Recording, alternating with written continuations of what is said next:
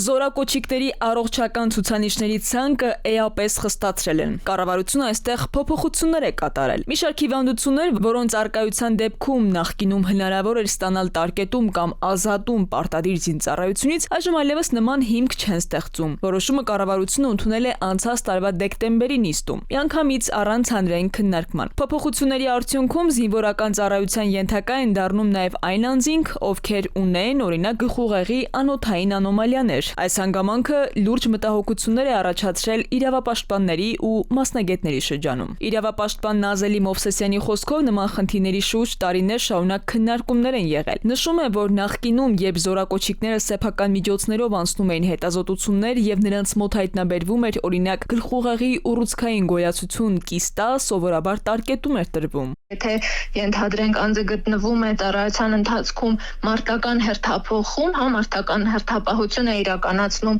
եւ դիրքերում է, ինչքանով օպերատիվ եւ արագ կկարողանան իրեն իջեցնել, տանել հոսպիտալ։ Իրավապաշտպանի խոսքով խնդիրն այն է, որ ծառայության ընթացքում զինվորների ծանրաբեռնվածությունն ավելանում է եւ ցանկացած պահի կարող է առողջական վիճակը վատթարանալ, իսկ քաղաքացիական կյանքում բուժ հաստատություններ դիմելու հնարավորությունը ավելի մեծ է։ Այս քայլով պաշտպանության նախարարությունը ակնկալում է մեծացնել զորակոչիկների թիվը, սակայն մասնագետները հարցնում են, որքան արդարացված է դա եւ ինչ պարտավորություն է կրելու պետությունը, եթե ծառայության ընթացքում առողջական խնդիրները խորանան ու լուրջ խնդիրներ ստեղծվեն։ Այս մասին տեղեկություններ չկան, փոխարենը պաշտպանական գերատեսչությունում զորակոչի բարձրացող կորից են խոսում։ 2023-ի համեմատ 25 թվականին մենք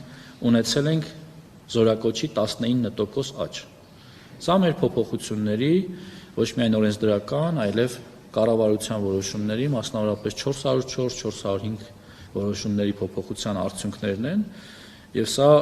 համարում եմ էական հաջողություն։ Մասնագետները սակայն չեն համաձայնվում։ Հարցնում են, ինչ էական հաջողության մասին է խոսքը, երբ առողջական լուրջ խնդիր ունեցող տղան կարող է հայտնվել բանակում։ Արդյունքում վստահաբար ազդում է մարդնակության վրա, ավելին մարտական հերթապահություն իրականացնող անձնակազմի մեջ եթե ներգրավում են նման մարդիկ, դա ինքնին արդեն այն մարտական խնդիրը, որ դրված է խմբի կամ մարտական հենակետի վրա, վտանգված է ամբողջովին լիարժեք տալու համար։ Մասնագետները նաև ուշադրություն են հրավիրում բժշկական հանձնաժողովների աշխատանքի վրա։ Ասում են, բազմաթիվ բողոքներ կան կապված հիվանդությունների ոչ ամբողջական կամ ոչ օբյեկտիվ գնահատման հետ։ Որոշ դեպքերում զորակոչիկները միայն սեփական նախաձեռնությամբ եւ ֆինանսական միջոցներով կատարված հետազոտությունների արդյունքում են կարողանում ապացուցել, որ իրենց առողջական խնդիրը ավելի լուրջ է, քան ներկայացված է պաշտոնական փաստաթղթերում։ Քնարիկ Պետրոսյան, ժամը լրատվական։